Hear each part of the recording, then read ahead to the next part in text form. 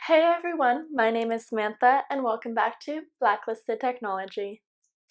Hey everyone, in today's video we're interviewing Caylee. We're going to talk about how she got into technology. Thanks, Sam. I'm really happy to be here. I definitely did not take the traditional route when I got into tech. I have a very diverse background. I've tried many different jobs. It was really on purpose. So a really quick background is that when I was early in college, I started as a civil engineer and then I switched over to management entrepreneurship because I was like, no matter what, I want to have my own company someday. Yeah. And then out of nowhere, I got really, really sick. And I spent the last 2 years of my college in the hospital. I ended up being paralyzed, and then I was getting to the point where I was on a ventilator, and I almost passed away. Sorry. Yeah, it was really rough. Then making the story a lot shorter, I ended up getting better. I do still have chronic illnesses, but when I got better, it was really unexpected, and I felt like I had a new lease on life. So I'm like, what do I want to do? Well, I love working. So I'm like, I had a normal bucket list, so I had fun. But I also, there was certain jobs I really wanted to try. I mean, there's things like cake decorating. I worked with concrete. Okay. Yeah. Good. I guess that's kind of like cake if you think It about really it. was. Boring. It was. It feels the same. Yeah. I did bartending. I mean, I did some marketing. I did all kinds of things, but it got to a point where I wanted a real career. And I kept coming back to tech because I loved calculus in school. And when I did some coding, I was like, it reminded me of that. I worked that same area of my brain. So I started teaching myself. And it just kind of went from there. I just kept teaching myself and teaching myself. So I am a self-taught engineer, and now I am a full stack. And yeah, I do front end and back end, and I absolutely love it. It was by no means an easy route, but it was worth it.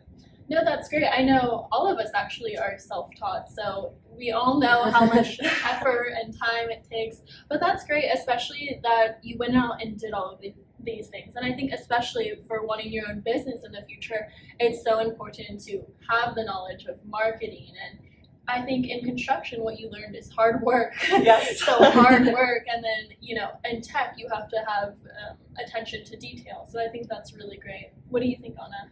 Yeah, I mean, I haven't seen people entering the workforce that's as much diverse of a background in terms of like what they've all experienced before that. You ask them what their hobbies are, they're like, oh, I like to code on the weekends. And like Caylee's got, I like to go, Jeep driving out in the, off-roading and desert and like forest, she likes to hike and she likes to do all sorts of things. So. And she even offered to do like the concrete on my my house, like leading up to the steps. And I was like, "That's awesome! Like you know how to do that." Because I really wish I did. I'm starting to get better with my house and stuff, but that's really great because the more you expose yourself to different things, the more that you start to actually know what your real passion is. And that's what I feel like a lot of people they don't want to. They don't have this kind of motivation to try it out or get their toes wet on something or dip their toe in the water on things that may not come naturally to them at first, which I think that's great because you're like willing to just put it out there and try it, and if you don't like it, you can move on to something else, but you don't get discouraged either, which is really good. I mean, you might for a second be like, what the hell, but everybody goes through that, so yeah, awesome. It's great that you're a jack of all trades and really can dip your foot in anything and like thrive from there. So that's amazing. So for our next question, as a woman in technology, have you faced any hardships or was it pretty much a breeze to go through and you didn't really notice? That's a good question. I do think I have a slightly different experience. Coming from my background, I have been in a lot of male-dominated careers. So I do think I have a different color on it, but I do still notice a difference. I do know that, like, for example, throughout my career, there's times where you want to share your video screen, your video because your coworkers are.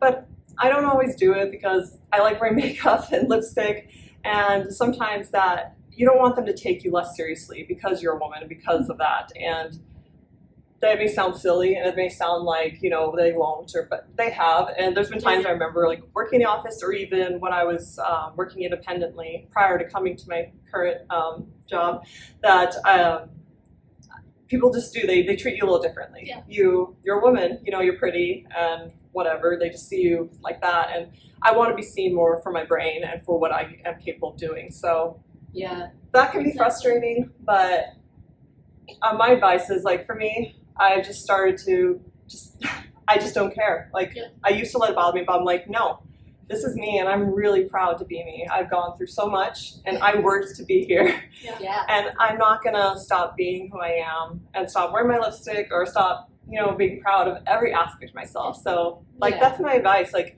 don't let them give you the lower, you know, annual salary because Yeah, you're female. exactly. Don't let them make you feel less. Don't let them make jokes at your expense because, you know, so Yeah. That's a good one. yeah. Yeah. I do notice it, but I think there's a way to just, Assert yourself Assert yourself. politely. yeah, Yeah. and push back because, You have to. yeah. Especially as a And woman. as a woman, I feel like we have more to be proud of. Exactly. No, It's true. 100%. And at the end of the day, it's easy for people to judge you by your face and not by who you are and what you're bringing to the table. So I think it's extremely important. And in a phase that everyone goes through at the beginning, yeah, you let it get Oh, you. yeah. Yeah, Mhm. it's hard and you have to work harder. But then after a while, you're just like, I know what I bring to the table. I know my worth. And, you know, anyone can say what they want, but it's not going to bother me. And, you know, as Yeah. we were talking about, it's so important to politely, you know, put them in their place and say, hey, you know, I didn't like that joke. Or learn to negotiate your salary, which is definitely something me and Anna talked about. What's your Yeah. experience? Oh yeah, totally. When I was at GoDaddy, there was this phase that I went through where I was like, no, you are going to look at me only for my brain, and I would just not wear makeup at all, Exactly. and no matter what. And I would wear like the most like, you know, not showy stuff, and I was like super like, I feel like repressed in a way. Yeah. But then, you know, obviously like after work hours, I was like, woo, you know. Yeah.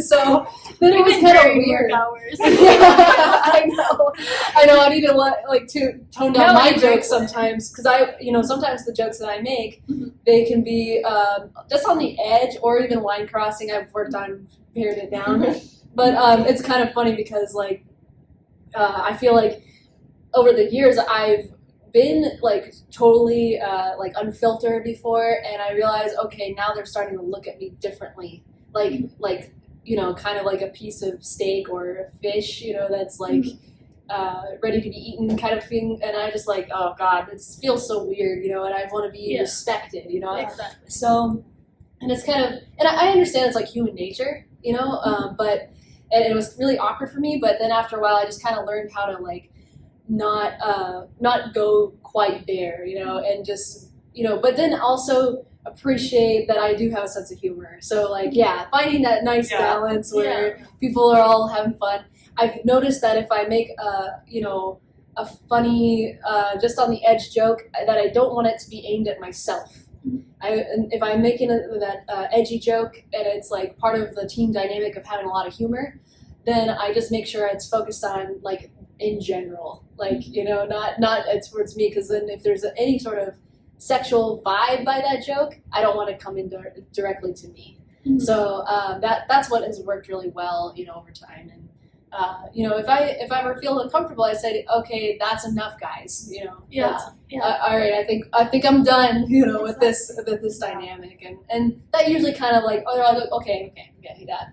Never want to make you feel like that, and we love you, Anna. Like, we don't want to make you feel that way. And we're like, it's all good, you know. Always just tell them, like, you know, I know you didn't mean it that way, and you know, keep it positive, you know. Otherwise, they're gonna be like, did I mess up? You know, I just realized, you know, over time that we as women actually have the power to set the mood and set the tone, because actually we're, you know, it's kind of on a biological level, we're the selectors. So on an unconscious, like instinctual level, they're gonna follow our lead on, you know, what's the standard. So like we can either bring down the standard, which I've done many times, or we can set it to a higher bar. So just something to keep in mind, like we actually have more power than we think we do. Mhm. So instead of being like the meek, like, you know, I guess I'm just gonna be like, you know, small and gentle and nice, and you know, I'm, you know, just the nice girl. More being, you know, who we are, like you're talking about, and just like own who we are, and you might find where the edge is by making a mistake, and that's fine. Now you know where it is. But then, you're more respected because more of your individual authentic self comes out, and it's actually refreshing because everybody else, just being a woman on the team, you actually bring something different, which actually is a breath of fresh air for all these guys that are not used to having another woman around. Yeah. And it's actually awesome, so just own that, right? Exactly. Absolutely agree. So, Caylee, what do you recommend for career changes, especially during COVID right now? There are so many people, and especially engineers that I've talked to, who don't want to leave their position because they don't feel comfortable, especially with the economy. Although they want to look for a new job, they want to, start doing the things that they love and their passions and trying out new things. I know you have a ton of experience with this, so I just wanted to know, what is your best advice for these people? So it's not a black and white answer. I wish it was. To me, because I did that from just from my gut, try to figure it out. And then I also broke it down to a science. I made Excel spreadsheets. I did this I love it. all over the board. But I would say it depends on the person. If you have money saved, I'd say right now with COVID is the perfect time to focus on your passions. Most people don't have a lot of money saved, especially if they're lost their job or something. So we do live in a wonderful time with tech. And you mentioned for engineers, if you are an engineer, as you would know, this is a field where you're constantly learning something new. So I would say take that skill set and tweak it in whatever capacity you can imagine, because we can. It is so exciting. It just gives me chills right now. Yeah. Because we can take our skill. I mean, you could be just a JavaScript developer or anything, or maybe you only do .NET. But you can take that and learn another language, another framework, and you could apply it to anything. You could start your own company, or you could start building something no one's imagined yet. That's why I would take that and marry it with your passion. I mean, maybe you love music. I'm trying to think of something weird. Maybe you love Post-its. I don't know. But it's an incredible time that we're in, that you can take almost anything and turn it into a remote position. Exactly. You can start businesses from anywhere. So I mean, because you could still have physical products. You can have it shipped. You can do all that third party. But you can also just have, an online business. It doesn't have to be a physical item. So that's my best advice. It's really broad, but it is something you have to internally ask yourself. Yeah, what else are you going to do on a Friday night? Nothing. I mean, things are open, but is it really a good idea to go out there? So I mean, it depends on where you stand, but there's so much less distraction going on now. So, but that does make me think. Don't just sit at home and binge Netflix. You're trying to figure it out. Don't make that your passion. Sit away from that. Just sit with some plants and meditate. That's a good reminder for me. It will come to you. Because I've been starting to do that. It's easy to fall into that. Exactly. Yeah. It's very easy, especially during COVID. It's like, oh well, I'm done working. I guess I could just do nothing. But no, I think that's great advice. Well, the other thing I wanted to add on to that is if you start a startup or whatever, you might be scared that you're going to fail. But the thing is, if you're in engineering, and whatever you make, even if it fails, you have a portfolio item then that you can share, as part of getting your next gig. And the other thing that I would mention too is, in engineering, you're actually really insulated from a lot of what's going on because it's all online, actually there's not as many people who have lost their jobs in engineering. Now, if you're in a different sector, absolutely, there's been a lot of layoffs and such. Actually, even Mozilla has had a lot of layoffs, but I think they were already going down that road anyway. But it's unfortunate. But, there's so much opportunity here where it's okay, there's so many people who don't want to interview during this time because it's awkward, because it's remote interviewing. It's very different. It's very different. You don't really know the full extent of who somebody is just online, even though the video's on. But, it's still worth it. If you can get even a salary increase, that would be really cool, Don't use this time to feel unhappy if you really don't like your position, because there's so much out there. There's actually, after June, I think the hiring freezes were off for the engineering field. So don't let it scare you. There's so much more going on, and they still, especially all these startups that have already, they have funding and everything. They're going full bore right now. So Yeah, they keep are. going. A lot Yeah. of startups. Definitely. Like I get an inbox message every You're single right. day saying, "Hey, we need somebody." I agree. So- The world is very rich Yeah. in any capacity. And to do a slight spin-off, I like how you said that it's not a failure. And Yeah. I like to think that at anything. And that's like kind of the weird path that I took in life is that nothing's ever a failure. So Yeah. like any passion you want to try, or if you want to try a language and your code keeps breaking, like you're learning, you just got to have the right mindset. Everything's perception. So Yeah. just keep going towards whatever you want. Just visualize what you want to head towards. And that's what's worked for me that got me where I am, is I Yes, just visualize where I'm heading, and it's like I open my eyes and I'm there. I feel like somebody probably wants to kick me right now. But it wasn't that easy. You gotta visualize, but you also have to put in the work. Yeah. It's hard. I mean, there's so many times where I'm like, I just wanted to give up, but you just remember what it's worth and just keep Well, it going. makes you stronger too. Exactly. If it was that easy, then everybody would be doing it. And then also you set yourself apart from the rest by continuing to do it. And I think perseverance is the number one, course. trait to have as a software engineer. Oh yeah, it Because could break it's you. going to break over and over and Oh over. yeah. You can do the same freaking method 15 times and it'll break on you every single time. And then you get that one victory and you're like, yes, finally. But other people would be like, oh my God, this is so hard. Like, it took that long to get there. Yeah. If you focus, it's all in your mind, right? It is. Yeah, it's a mindset. I think there's at least once every few months that I want to curl up in the fetal position and Yes, just be like, me too. Even No? today, yeah. Not today, but I mean, Yeah, even in general. 10 years in. Yeah, exactly. but you do, and then you just get back up and Yeah. keep going. Yeah. Get I back on the think horse. that's great. Yeah, and that actually leads me kind of towards my next question of imposter syndrome. Like, have you ever felt that way, and how did you get through that? Especially, I mean, for me and Anna, like, we still feel that way Oh sometimes. yeah. So, Like, how do you feel about it? I love that question because Yeah. like imposter syndrome. Yeah. I'm pretty sure engineers developed. Like they of course developed. Yeah. They created that. But Yes, exactly. Yes, for sure. I more often than not feel that. And you just have to keep believing yourself against that perseverance. You're gonna often feel like, why am I here? Like, I'm worthless. Like they say the life cycle of an engineer, it's like 1 second you're like, I feel like God. Like I created this. And the next second you feel like a dog trying to type out a lot of stuff. We're just really hard on stuff. We need to be better. And I think my tip just more comes to try and be nice to yourself. Like if Yeah. you're really getting to that point, this may sound really cheesy, Mhm. but I go to points where like 3 times a day I should tell myself 3 things, or in one day I'll tell myself 3 things that like, I appreciate in my life and I appreciate about myself that I'm doing. So like, and then you just remind yourself that, yeah, my code's not working.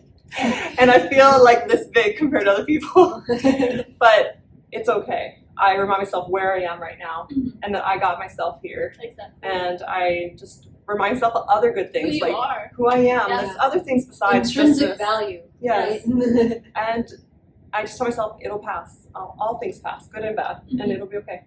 No, exactly. I think that's great, especially to know that this is going to happen and Yeah.